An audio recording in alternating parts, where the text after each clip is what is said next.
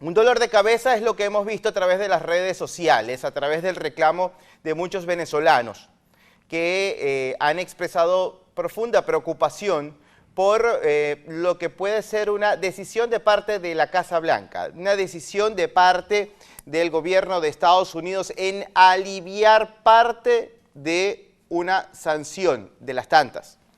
Hay que ser muy específico, hay que ser claro.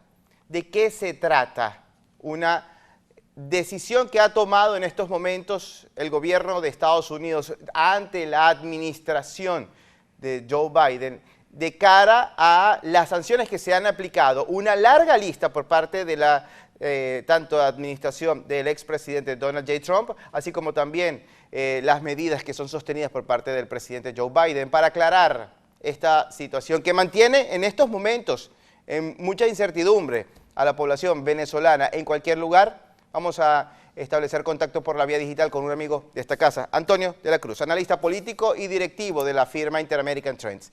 Antonio, sácanos de esta duda. ¿De qué se trata esta decisión en la que se alivian las operaciones o la restricción que había sobre operaciones vinculadas a la explotación de gas? Veamos. Fíjate, muy buenas noches, José, ante todo. Gracias por la invitación. ¿Qué hizo la administración de Biden? ¿No? Básicamente, ante los lobbies que han estado insistiendo en una flexibilización de las sanciones económicas, sobre todo a PDVSA, para los intercambios o swap de crudo por combustible, salió una licencia que se llama la número 40 para exportar y reexportar gas licuado. ¿Qué significa eso? Que Venezuela podría, las compañías que pueden venir y solicitar esa licencia y pasar por todos los filtros, tomar gas licuado en Venezuela y exportarlo. Y eso permitiría un flujo de movimientos internos dentro del área de los hidrocarburos. Esto básicamente ocurre en un momento poco oportuno por la situación que atraviesa Venezuela en términos de los acontecimientos de ayer, en cuanto a tratar de poner preso a Juan Guaidó y pusieron al final a ¿cómo se llama? A Guevara, a Freddy Guevara. Entonces, ¿qué ocurre? Es una licencia que ya hay presión por parte del legislativo, donde le están pidiendo a la administración que lo ponga en el congelador. O sea, no necesariamente ya es un hecho, porque acuérdense que eso es una licencia, que tiene un proceso, hay que aplicar para que te den los permisos, y lo que hay ahorita es una presión bipartidista por parte de los senadores en el Congreso de que por favor esa licencia se meta en el congelador, tenga un hold que se llama, porque no se puede flexibilizar, porque lo que ha dicho hasta ahora siempre la administración es que si demuestran que hay voluntad hacia un proceso democrático por parte del régimen Maduro, las sanciones pueden ser revisadas y pueden ir paulatinamente flexibilizándose.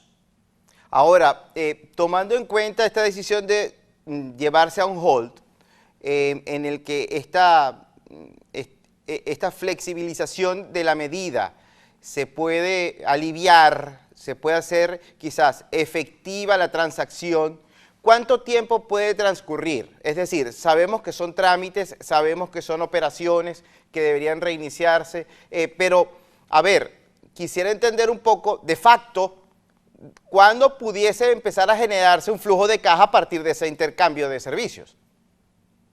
¿Cuál es el argumento frente al gas licuado? ¿Qué es lo que utilizan las bombonas para cocinar en Venezuela? Entonces, ante el argumento de que no hay gas licuado y que no hay suficiente porque el proceso de producción, de extracción de crudo, el gas licuado está asociado o tienen las plantas y no, entonces están pidiendo, en ese argumento es que básicamente se compra la flexibilización, pero no estamos hablando todavía de exportación de crudo. ¿Cuánto tardaría eso de facto? De facto puede tardar, si todos los papeles están en orden, eso puede tardar entre 3 a 4 semanas, 5 semanas, que podríamos estar hablando. Se va a julio, estamos en vacaciones ya en agosto, podríamos estar viendo eso efectivo a partir de septiembre.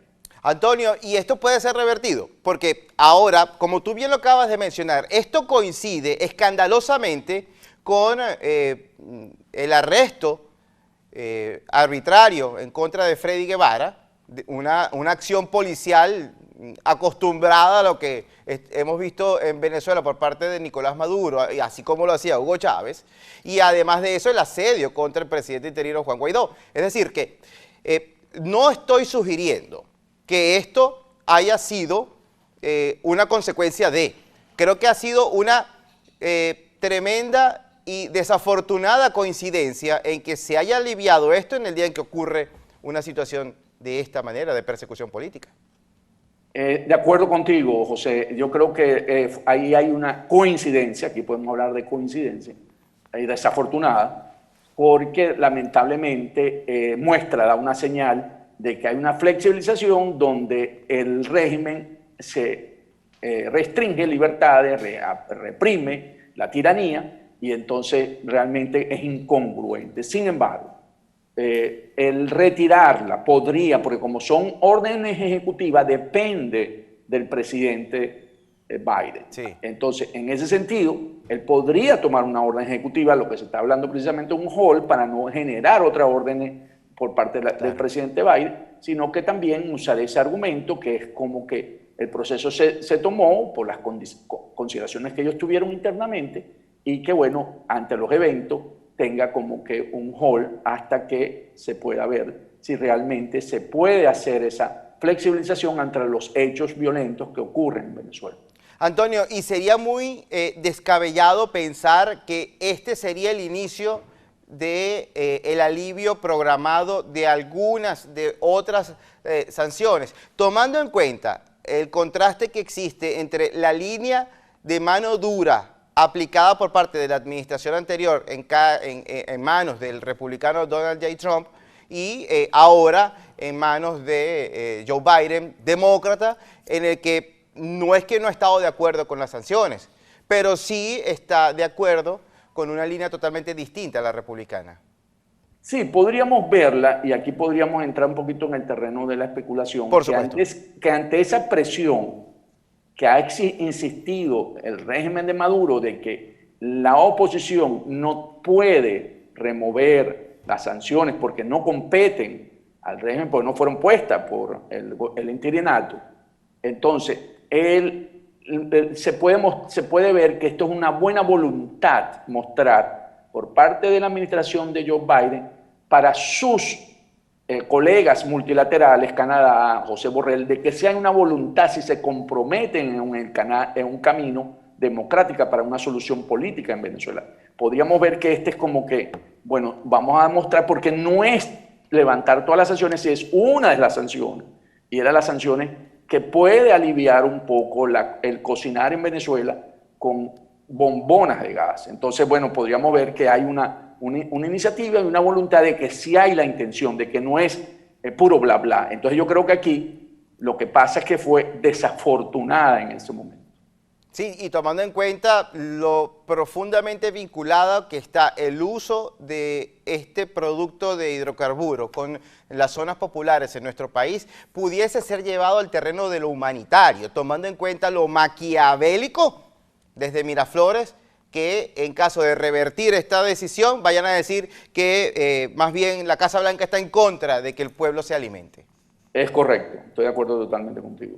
Antonio, tenemos que hacer una muy breve pausa. Te pido por favor que nos aguardes tan solo unos instantes para que volvamos en esta conexión. Y es que queremos hablar un poco sobre lo que representa para la comunidad internacional esta persecución en contra del presidente interino Juan Guaidó y en contra del diputado Freddy Guevara. Estamos conectados por la vía digital con Antonio de la Cruz.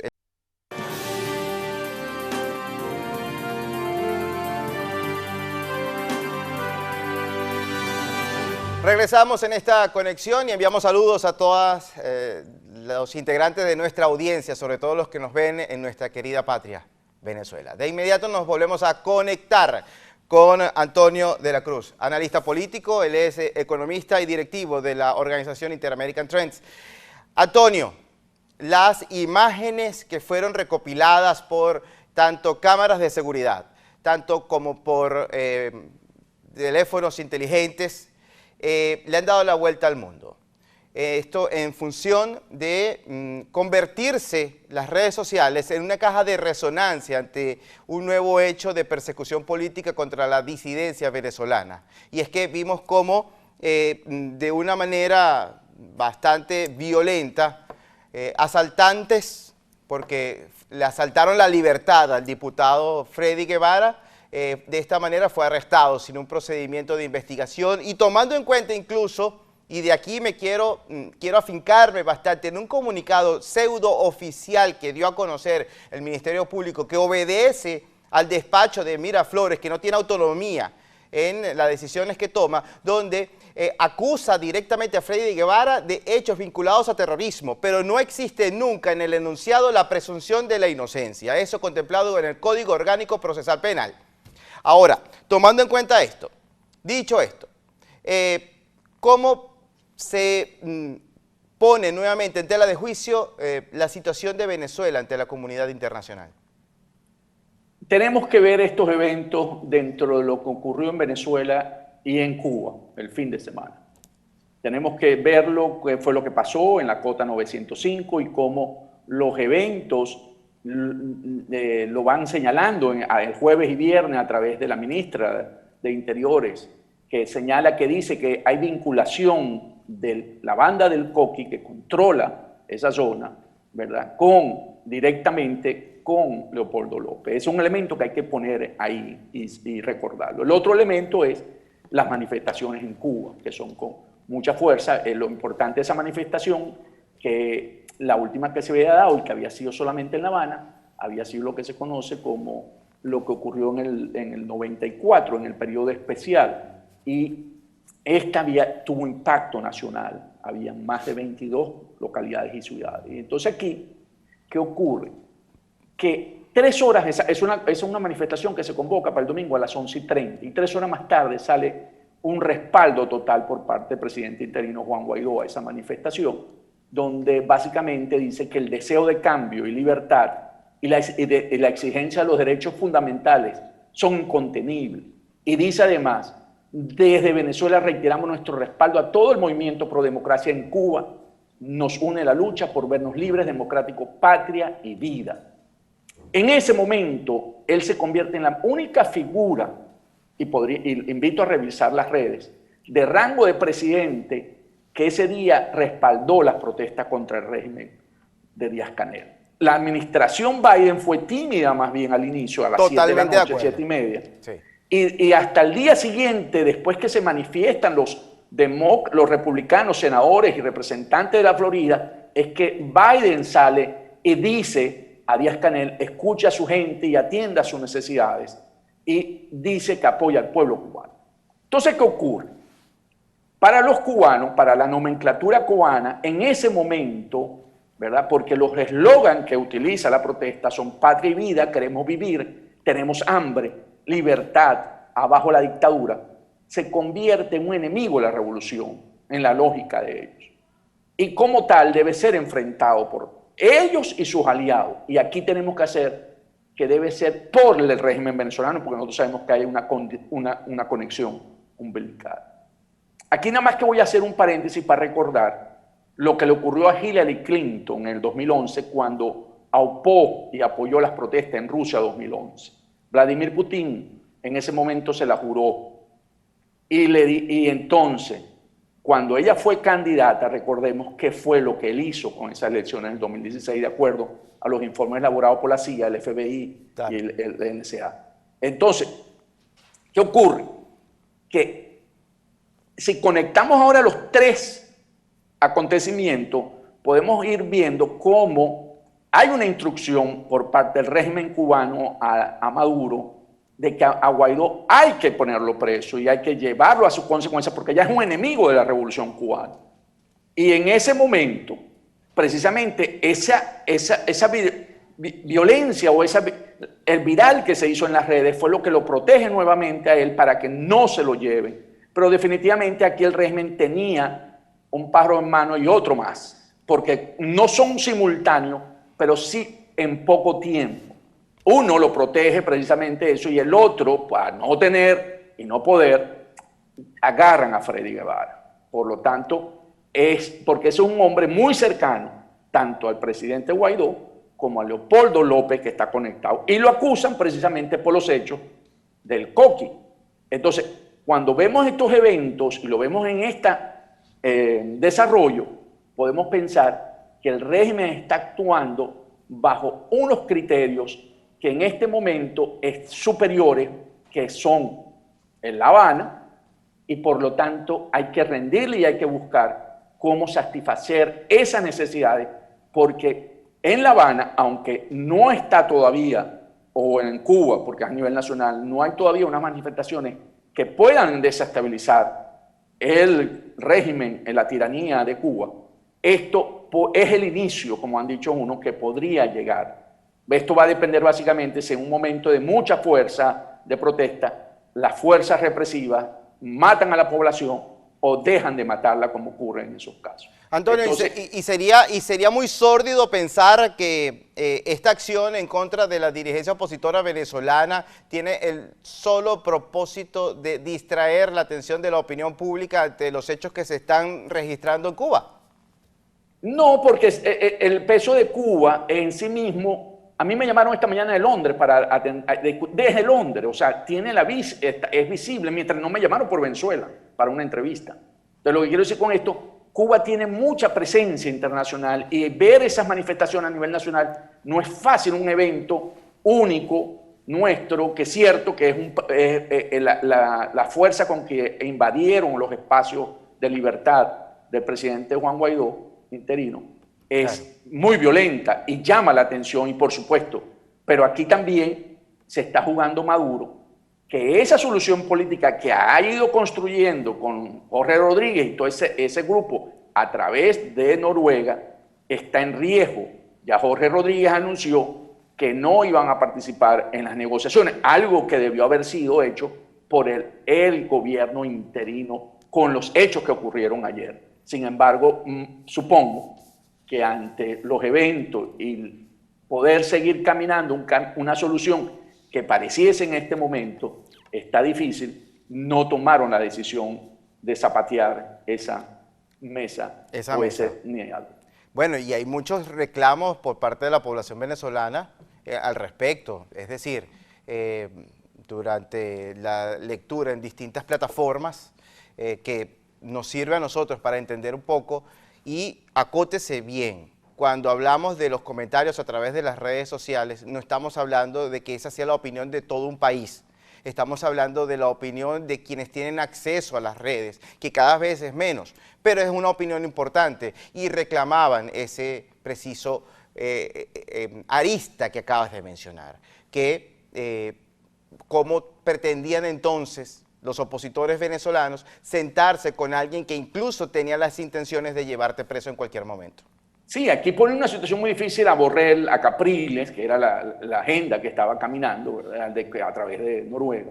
Lo pone en una situación muy difícil porque la comisión que mandó Borrell a Venezuela está en este momento todavía en Venezuela y vio estos hechos y no lo va a poder obviar, a pesar de que se reunió con todos hasta el día de ayer que ocurrieron los hechos y todos habían coincidido que eran necesarias las elecciones, pero este ambiente realmente le pone una carga.